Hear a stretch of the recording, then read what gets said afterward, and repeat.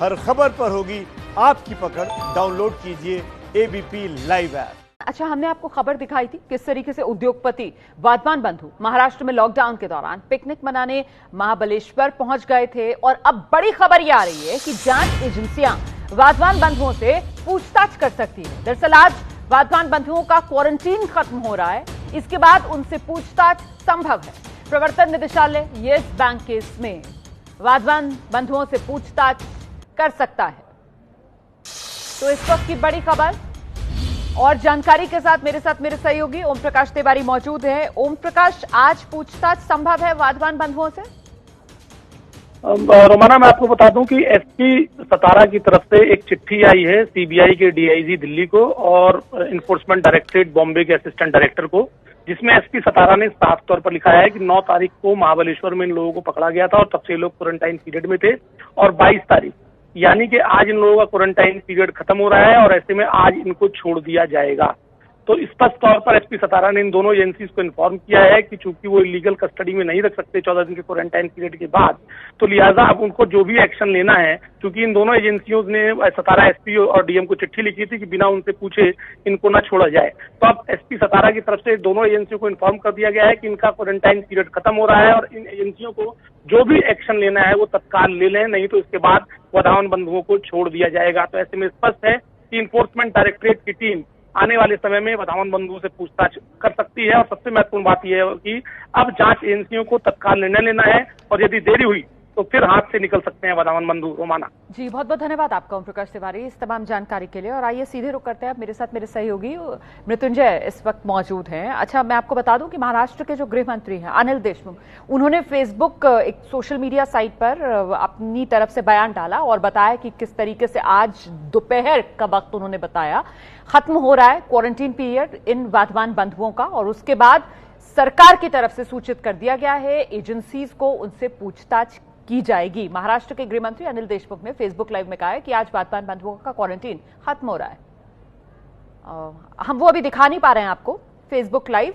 मैं सीधे मृत्युंजय का रुख कर लेती हूं और जानते हैं मृत्युंजय से कि मृत्युंजय, महाराष्ट्र सरकार के आप श्रेय लेना चाहती है क्या कि हम बता रहे हैं, हम सूचित कर रहे हैं एजेंसीज को, जबकि अभी ओम प्रकाश बता रहे थे कि पहले ही जो एजेंसीज हैं ईडी वगैरह, उन्होंने कह दिया था महाराष्ट्र पुलिस से कि जब क्वारंटीन खत्म हो रहा है तब हमें सूचित कीजिए ताकि आगे हम जांच बढ़ा सकें।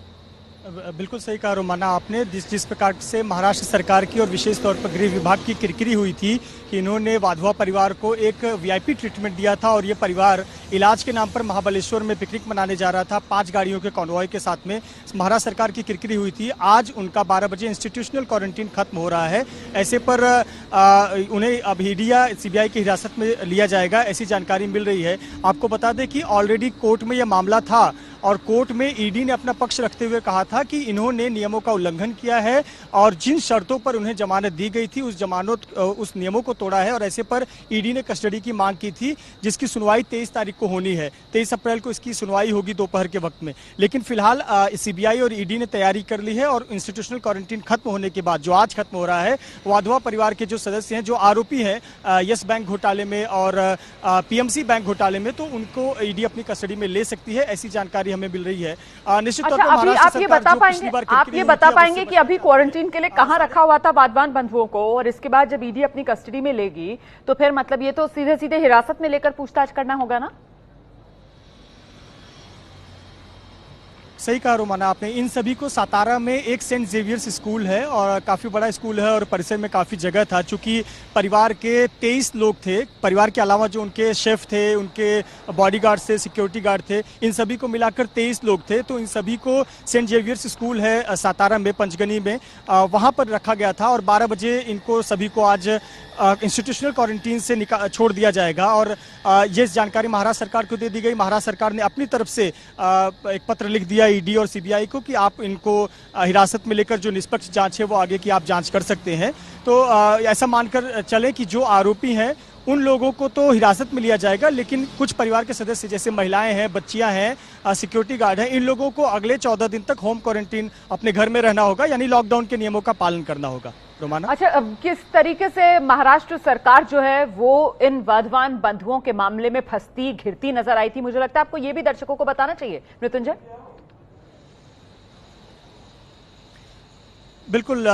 देखिए, जिस प्रकार से पूरे देश भर में लॉकडाउन लगा था, बहुत सख्ती बढ़ती जा रही थी। महाराष्ट्र में तो काफ़ी पहले से, लॉकडाउन के पहले से संचार बंदी थी, यानी एक शहर के व्यक्ति दूसरे शहर में नहीं जा सकते। हमने तमाम तस्वीरें देखी कि पुलिसकर्मी सख्ती बरत रहे थे, कई लोगों पर सॉफ्ट थोड़ा तरीका भी अपनाया गया था, डंडे इस्तेमाल भी किए गए थे।